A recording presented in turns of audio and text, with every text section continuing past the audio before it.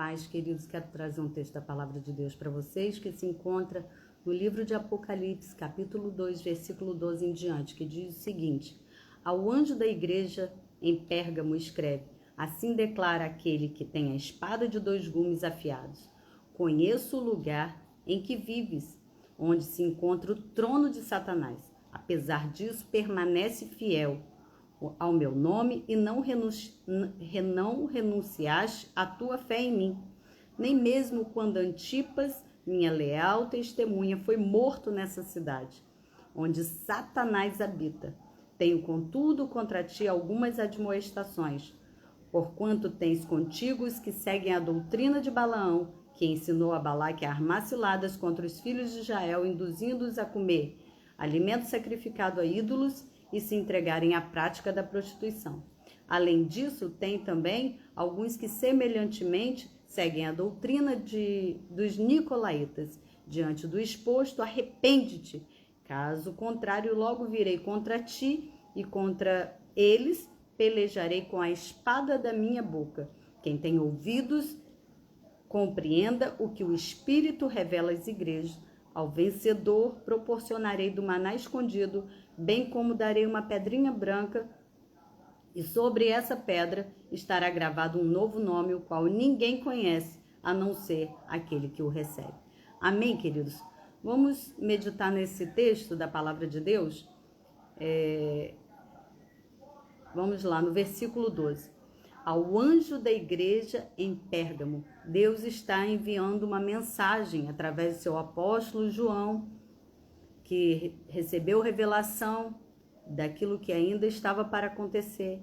E aqui está uma das revelações que Deus traz a João. Escreve à igreja que está em Pérgamo. Assim declara aquele que tem a espada de dois gumes: Conheço o lugar em que vives. Queridos, em primeiro lugar, Deus conhece todas as coisas. Deus conhece a nossa vida. Deus sabe onde nós vivemos. Deus sabe todo o nosso histórico. Deus sabe sobre a realidade da nossa vida. E Ele está falando aqui a essa igreja. E essa igreja aqui é tão atual, queridos. É tão atual que ao expor essa palavra, você vai entender que essa igreja fala da igreja dos dias de hoje. Não só para aquela época, mas também para os nossos dias.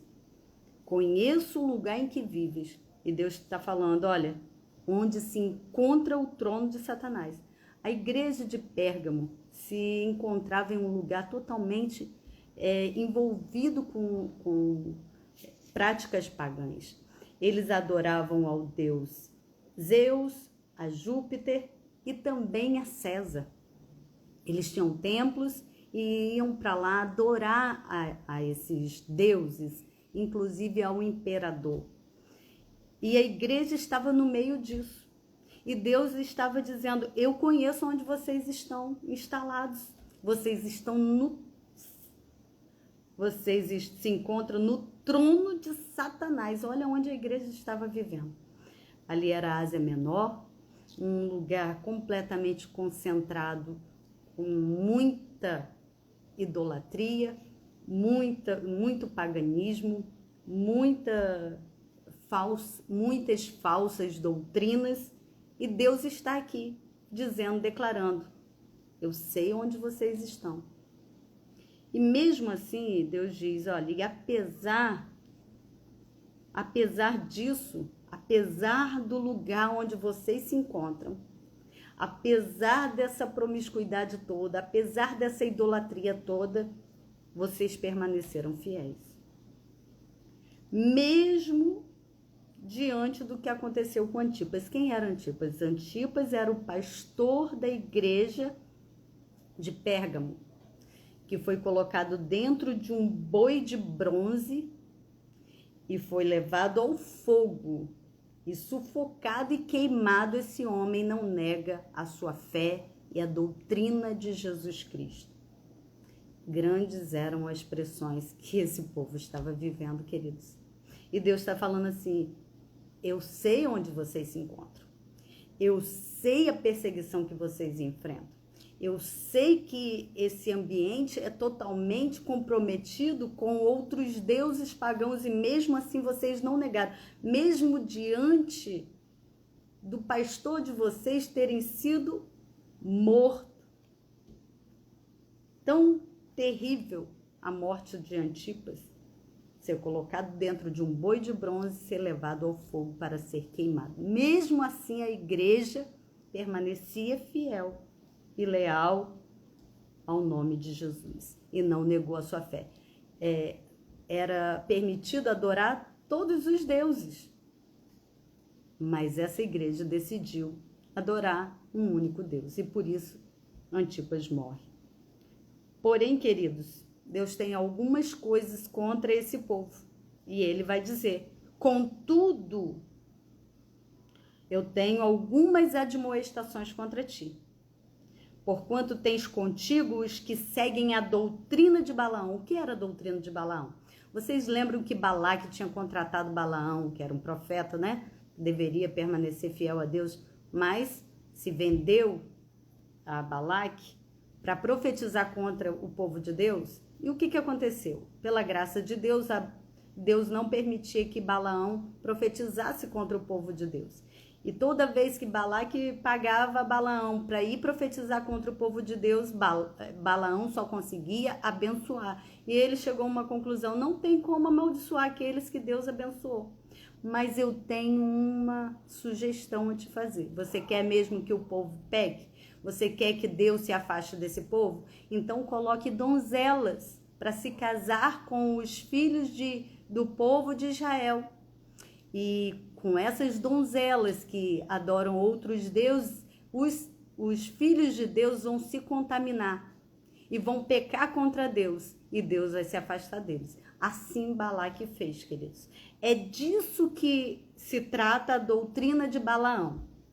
E muitos cristãos hoje levam isso, relativizam essa verdade. Acho que pode casar com pessoas que não são cristãs. Acho que pode se unir a pessoas que não têm a mesma fé. Era isso que Deus estava falando com a igreja. Eu tenho contra vocês uma coisa, que vocês têm com vocês os que seguem a doutrina de Balaão. Se misturam com o mundo. E Deus estava falando da igreja. Vocês estão se casando com o mundo. Vocês estão se misturando com as coisas do mundo. E essa mistura vai trazer para vocês uma coisa: vocês vão pecar. Vocês vão acabar aderindo àquilo que eles estão acostumados a fazer, a praticar, a seguir os seus deuses. E foi isso que estava acontecendo. O diabo tem uma tática, queridos. Ele quer destruir a igreja. Mas se com a truculência, com a morte, com a perseguição ele não consegue, ele vem pela sedução. Então ele introduz dentro da igreja uma doutrina falsa. E aqui esse povo aceita essa doutrina, se mistura com o mundo, e nós vemos hoje, nos nossos dias, uma igreja misturada com as coisas do mundo. Nós vemos uma igreja se casando, se unindo com práticas pagãs, com comportamentos pagãos, com comportamentos mundanos, e Deus está indo contra essa prática. Deus, querido, sabe o que significa a palavra Pérgamo? Significa casado. Casado. E Deus está dizendo: vocês estão se prostituindo. Vocês estão se unindo e se aliando com as práticas de outros povos. Quando Satanás não conseguiu atingir essa igreja pela truculência, ele introduz dentro da igreja uma doutrina falsa. Ele começa a introduzir práticas pagãs para que o povo não só adorasse a Deus, não só servisse a Deus, mas também servisse aos outros deuses que não são deuses. E isso Deus vem contra a igreja. E isso Deus abomina. E isso Deus adverte a igreja. Eu tenho contra ti que seguem, alguns que seguem, tens contigo os que seguem, ou seja, não era a igreja toda, mas Deus traz toda a igreja ao arrependimento, a ordem de se arrepender, né? Ele dá a orientação, eu quero que vocês se arrependam. E também os que seguem a doutrina de Balaque, sabe qual era a doutrina? Peraí. A doutrina de Balaão, que ensinou a Balaque a armar ciladas contra os filhos de Israel, introduzindo a comer alimento sacrificado a ídolos e a se entregarem à prática de prostituição. Além disso, tens também alguns semelhantemente que seguem a doutrina dos nicolaítas. O que era essa doutrina, queridos? Sabe o que era pregado nessa doutrina? É que se a pessoa pecasse mais, quanto mais pecasse, maior seria a graça de Deus. Olha aí. A graça de Deus daquela época era anunciada dessa maneira, aqui para essa igreja. Se você peca mais. Quanto mais você pecar, maior vai ser a graça de Deus. Queridos, isso não é ensino de Jesus. Isso não foi o que Paulo ensinou. Como nós nos daremos ao pecado se foi por causa do pecado que veio a morte e Cristo morreu para que fôssemos livres do pecado? E essa igreja estava aceitando essa doutrina. Ou seja, vamos pecar mais e mais, porque quanto mais pecarmos, maior é a graça de Deus. Mas a palavra de Deus está ensinando para que nos venhamos abster do pecado, viver longe do pecado. Jesus morreu para que nós pudéssemos estar livres do pecado, queridos, e não o contrário. E Paulo falou, muitos dizem que eu prego isso e serão castigados. Mas Paulo não ensinou em momento nenhum isso. Jesus, quando liberou aquela mulher do ato do seu adultério, Jesus não a condenou, mas Jesus disse o que para aquela mulher? Vai, você está livre, eu não te condeno. Eu não estou aqui para te condenar, eu estou aqui para te salvar. Mas vai e não peques mais. Jesus nunca estimulou o pecado. Paulo, que foi quem trouxe o ensino, a doutrina da graça, nunca ensinou a viver no pecado. Pelo contrário, ele sempre advertiu para que ficássemos longe do pecado. Porém, se pecarmos, queridos, o pecado tem que ser um acidente. E essa igreja estava se enchendo de pecado para que a graça pudesse vir mais abundante. Esse não é o ensino de Jesus, esse é o ensino, diz aqui, ó, dos nicolaítas. Essa doutrina é maligna. Se alguém ensinar isso para você, ou se você ouvir alguém ensinando isso, essa doutrina é a doutrina dos nicolaítas. Se estiver introduzindo uma doutrina dessa dentro das nossas igrejas, nós temos que repreender, queridos, porque essa palavra foi dada a João e é digna de confiança. Deus falou, essa doutrina que vocês estão aceitando dentro da igreja de vocês, eu tenho contra ti uma admoestação. Vocês que toleram a doutrina, aceitam, recebem a doutrina dos nicolaítas. Queridos, nós devemos pregar a palavra da graça de Deus, mas nós precisamos entender uma coisa: não devemos misturar o santo com o profano. Não podemos ter no nosso meio um Deus que é santo, tão santo e poderoso, e misturar com pecado, com prostituição. Nós não podemos nos prostituir espiritualmente, servir a Deus e servir a outras coisas ao mesmo tempo. Deus é santo, Deus quer de nós santidade. Eu sei que essa palavra não é muito atual, né? Falar sobre santidade nos dias onde a gente não pode, né, tocar nos crentes, naquilo que fere os cristãos.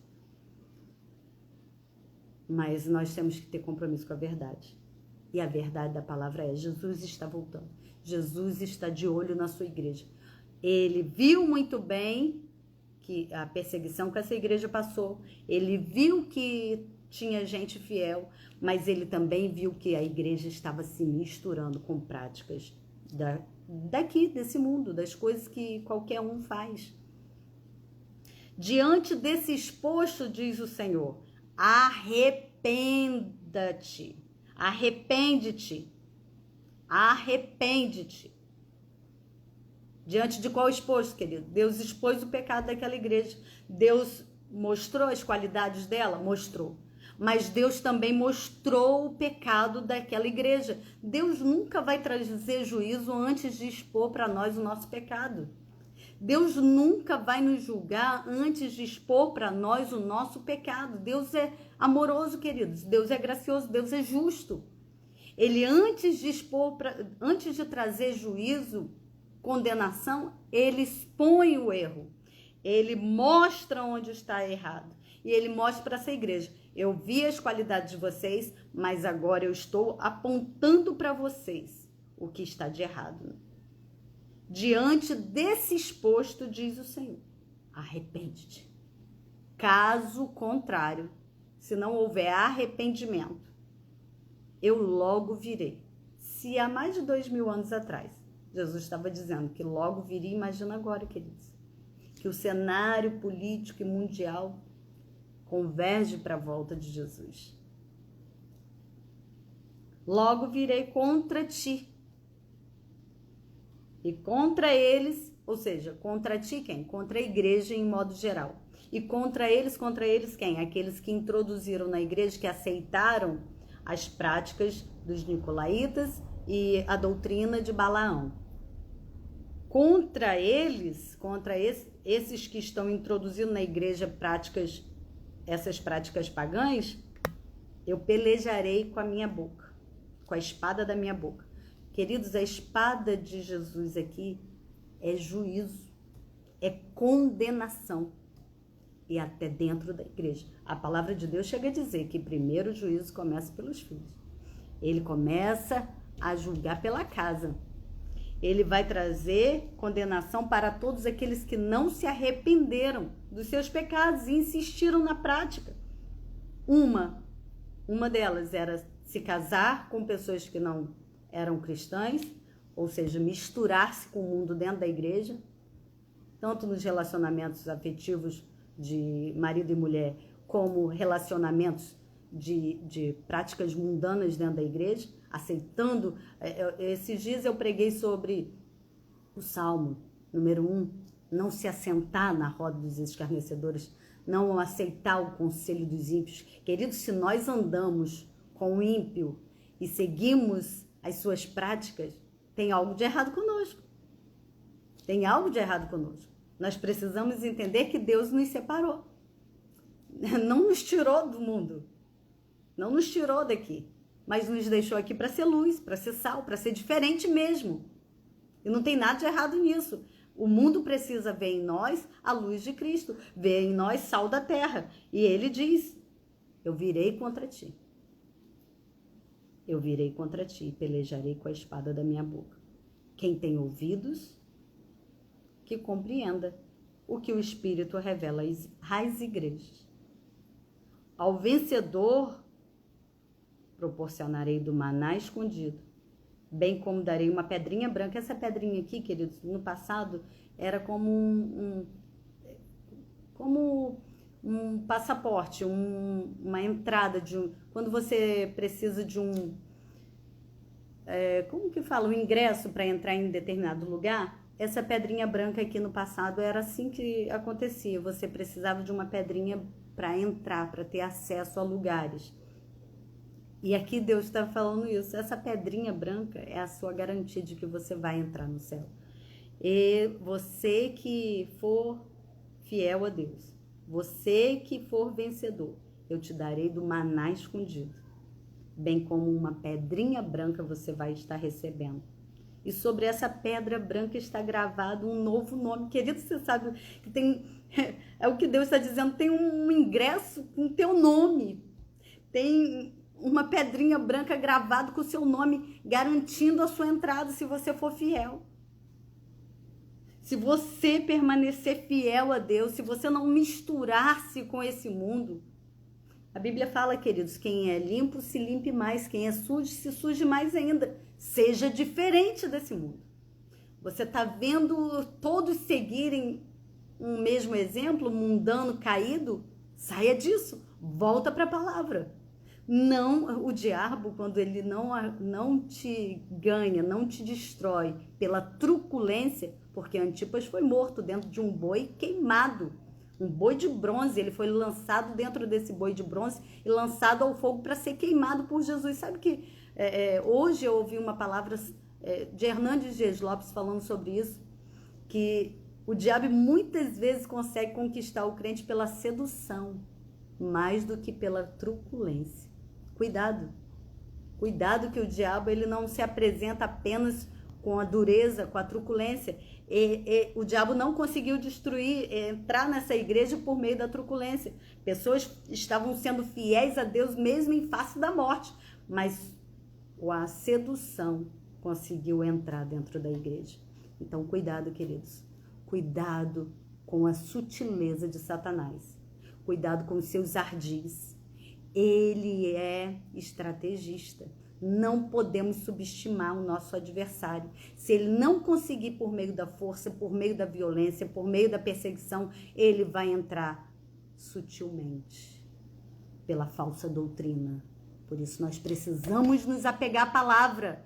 Não podemos apenas ouvir alguém e acreditar. Precisamos ler o que está escrito. Precisamos entender o que diz as escrituras. A palavra diz que o povo perece porque lhe falta conhecimento. Você não pode apenas me ouvir e ficar por isso mesmo. Você tem que ir lá em Apocalipse e ler o que está escrito em Apocalipse 2, do 12 em diante, e ver se o que eu estou falando aqui é o que está escrito. Você não pode apenas acreditar no que falam. Você precisa conferir. Você precisa observar. Você precisa do Espírito Santo. Você precisa da palavra. Por causa disso, muitas falsas doutrinas é entrado dentro da igreja. Entram na igreja e formam qualquer outra coisa menos o evangelho de Jesus. E as pessoas acreditam e as pessoas seguem. Por quê? Porque falta conhecimento da palavra. Não fique sem a palavra, queridos. Não fique sem orar. Não é tempo para isso. Não há mais tempo para isso. Quem tem ouvidos, compreenda o que o Espírito diz à igreja. Ao vencedor proporcionarei um maná escondido, bem como darei uma pedrinha branca, e sobre essa pedrinha estará gravado um novo nome, o qual ninguém conhece, a não ser aquele que o recebe. Só você vai saber o seu novo nome. Deus tem, queridos, galardão para dar a todo aquele que for fiel. Ser fiel, mesmo em face da morte. Seja fiel, fugindo dos ardis do diabo. Mas você só consegue perceber uma falsa doutrina conhecendo a verdadeira.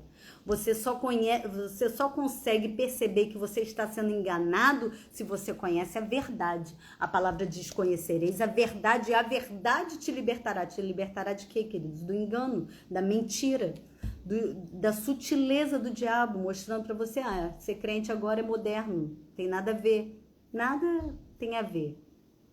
Tudo está liberado. Mentira. Mentira, Deus continua santo. Deus continua querendo a sua igreja santa. Deus continua sendo bom, Deus continua sendo gracioso, mas Ele continua sendo Deus. E Ele continua sendo santo. Se Ele morreu para que eu e você não precisássemos morrer, e foi o pecado que levou, o nosso pecado que levou Jesus na cruz, como Ele iria nos querer no pecado. Como Deus iria querer a gente vivendo pecando. Pecado tem que ser acidente. Pecado tem que ser um acidente. Nós precisamos nos voltar para o Senhor. E essa era uma doutrina que estava dentro da igreja. As falsas doutrinas, queridos, não chegam assim dizendo: essa é uma falsa doutrina. Ela simplesmente entra. Um pensamento. Por isso nós precisamos da palavra de Deus. A palavra de Deus diz: não vos amoldeis a este mundo, mas transformai-vos pela renovação do vosso entendimento. É a palavra de Deus que deve renovar o nosso entendimento, para que a gente não se amolde a esse mundo, para que esse mundo não venha se unir a nós, porque nós somos casados com Cristo. E todo casamento com o mundo e com Cristo é prostituição. Por isso que Deus falou: eu tenho contra vocês isso. Vocês se prostituem. Vocês comem coisas sacrificadas a ídolos. Nós precisamos nos voltar para a palavra de Deus, queridos. Os dias estão cada vez mais difíceis. A volta de Jesus está às portas e nós precisamos conhecer. E a palavra de Deus diz acerca de Apocalipse: bem-aventurados os que leem o livro esse livro. Os que leem essa palavra são mais que felizes, porque os dias virão. E os dias de hoje estão muito comprometidos por falta da palavra de Deus na nossa vida. Nós precisamos nos voltar para o Senhor, nos voltar para a palavra e para a oração. Que a graça e a paz do Senhor seja sobre a sua vida, seja sobre a sua casa e que você busque cada vez mais conhecer a palavra de Deus. Amém.